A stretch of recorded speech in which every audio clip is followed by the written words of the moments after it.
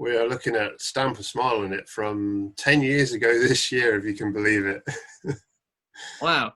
So back in 2010 then? It was the 9th of October it was released.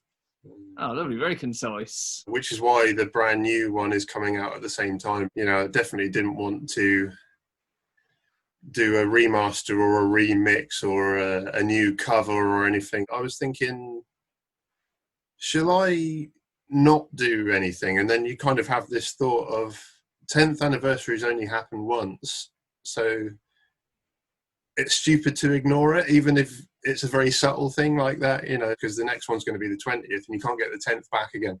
So No, that's very true. Good points there, Joe. Definitely worth marking it, and probably in the best way, really. Stamp a Smile on it. What was the motivation behind it? What were the ideas running through your brain at the time? The reason for the name of it was I started to become a lot more aware of a lot of lyrics I was listening to were they were sort of huffing and puffing and complaining and stuff. And I thought, this is far too common in a lot of the music that I listen to, that they're kind of using it to vent around a bit. And I thought, if I'm going to do something, I'm going to take a positive stance on it and make sure everything about it is positive in some sense. You know, so none of the titles are moaning about anything. And obviously the album title is definitely not. No, that's good. Spreading a bit of positivity then in the music industry. It just got a bit, I mean, it still happens now, I mean, obviously with, but I thought this isn't going to be a venting experience. Let's just have a bit of fun. Yeah. Oh, that's cool. That's it's a pure experience, isn't it? Yeah. And had you been planning on making an album for a while, or did it all sort of come upon you at once? I got a hint it was going to probably happen at some point around about 2007-8 when the stuff that ended up on the second album was starting to be demoed. Because I guess it was probably recorded in 2009 and 10. And what's the idea? Was it to do it all by yourself, or did you have other ideas to start off with? The idea was completely different to the end result. It wasn't going to be a live in the studio sort of thing, but I really wanted to make sure that there were different people playing all the different parts, you know. So I can't even remember if I was planning on playing the rhythm guitar or not. I think I was going to get somebody even to do that, and I was just going to do the melodic stuff and the solos and things. And I pushed quite hard for 2 or 3 months to make sure that there were members, and it never came to fruition as much as I would be patient. But it's also led to you having a 10-year career of creating your own music. At least this way, I know it's come out as close to the way I could have intended it. Because I'm not saying that, I'm sure none of it's quite come out completely as intended, because nothing ever does it? It's as close as you can humanly get. Yeah, close you can get to what you expected.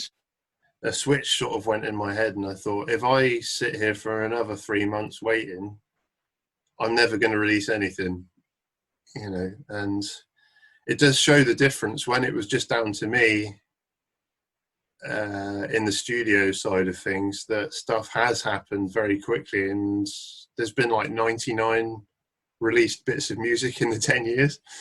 Yeah, that's great. It's a huge amount of music, isn't it? So like, a lot more than a lot of people have done in that time. I guess there's a musical work ethic there that I probably wasn't aware of, and I think that I didn't know that about myself until the years tick on and you go, oh, it's still happening. Why is this? How is this still happening? You know, because the plan was always to do, and it's hard to believe now, other than the fact I've told you this personally as a friend before, the plan was literally to do 2. Because that stuff from 2008 needed to wait until the second one. And I thought, well, I'll do the 2 and then that'll be my lot and I'll be quite happy and I'll disappear off and do whatever. And it just kept, the thing that I didn't expect was it just kept rolling along, and your brain's kind of like, right, have some more this year then, shall we? And you're like, oh, okay. Yeah, fair enough. The first 2 were a plan, were an absolute plan. The 3 up until 9 was an impulse that I couldn't control. I couldn't do anything about it. So they became a requirement, the ones that came after. Yeah, no, that's good though, isn't it? It's it's a nice way for it to happen, kind of organically. You're not being pushed by anybody except for yourself. So if anybody wonders why, God, you've put so much stuff out, why do you keep doing it? And what's the point of keeping doing it? That's the point. Yeah, it's fair. It's fair. It's valid. It's valid point, Joe. So do you personally have any standout tracks of the album? I thought Tiger Moth was particularly interesting with that Crafter acoustic.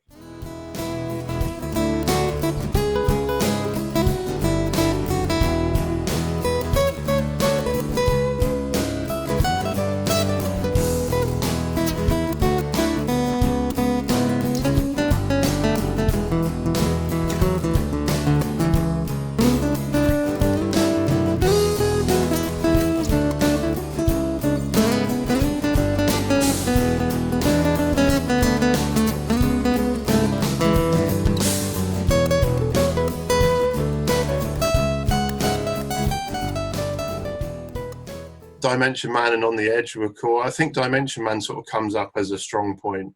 On the Edge rather comes up as a strong point.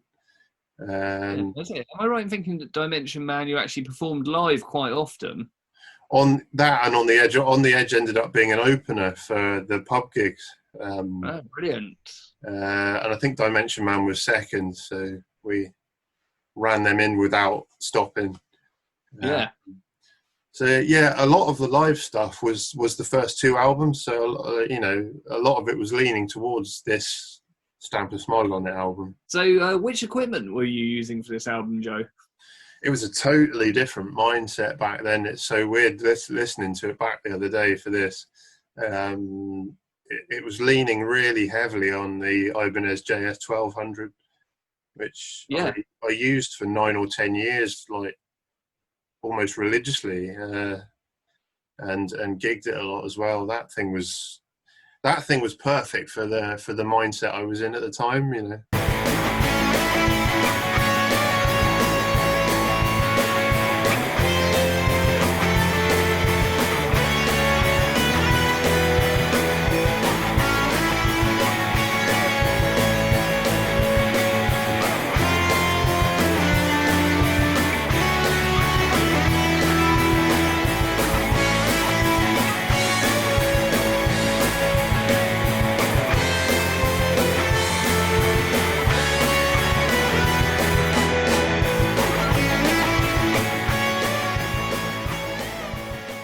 the old Silver Vox Tone Lab for about 9 years of the 10.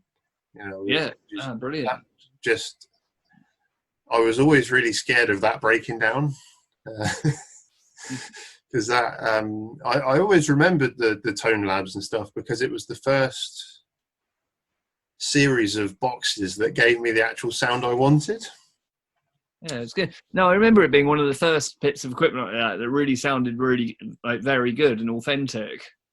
Yeah, they were like the musical press and magazines were really blowing the trumpets of those things at the time,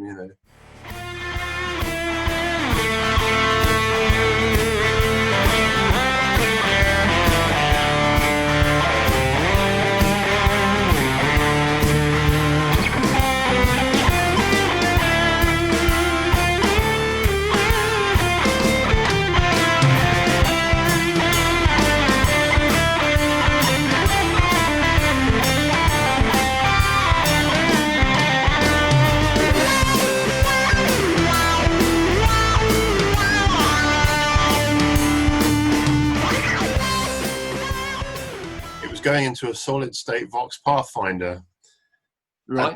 Because I wanted more control over the EQ to get rid of the bass humps.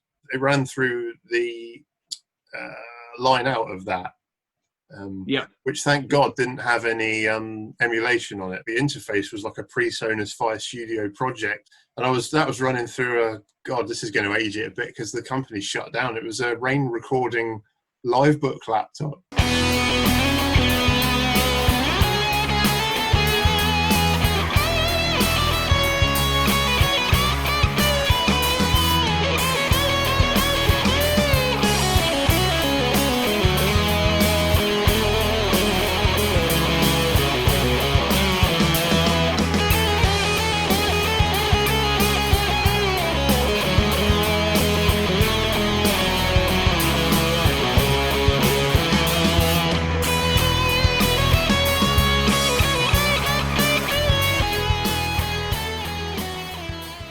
I was still using the AKG K240s back then, but I think I'm on my third set. But it's Yeah.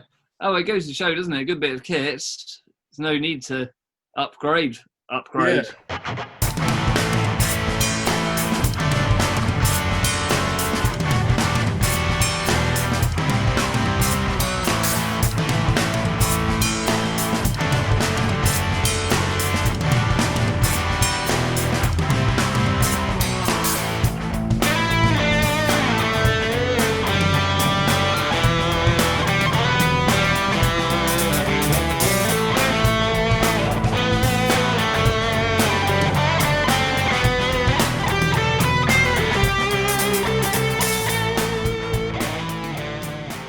The bass was obviously the Squire Vintage Modified, but I think for the first couple of tracks, it was my sister's old STB Aria.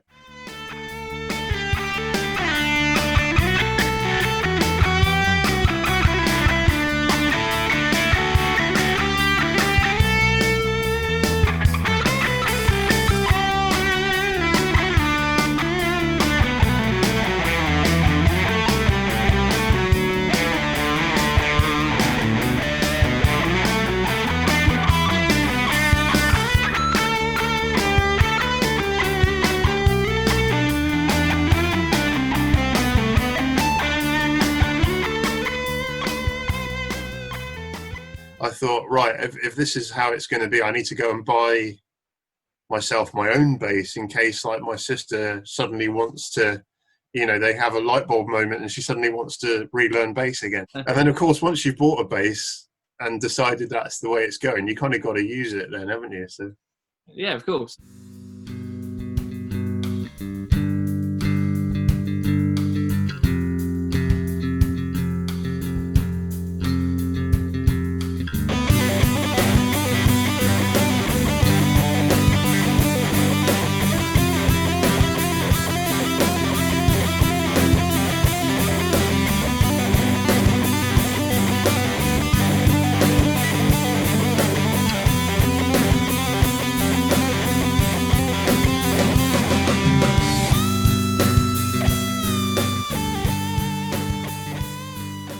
Where can people listen to this album? Spotify and Apple Music and iTunes.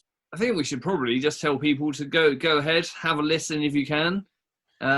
See what you think, compare it to the new stuff, and enjoy. Yeah, pop over to the website if you haven't got a streaming service that if you haven't jumped on board there yet on the streaming train, I guess, then it's all laid out for you. So that's it. Maybe put some headphones on, some good speakers, make a bowl of Rice Krispies, get on it. I look forward to the next one. Yeah, well, it's not too far away now. It feels like it because it was done ages ago, and now I'm just waiting for this anniversary date to hit. So yes, yeah. No, I look forward to talking to you about that one, mate. And have a good time working towards the new album. Yeah, the next two, I think. Next two, that's it. Brilliant. All right, cool. Cheers. See you later. Take care.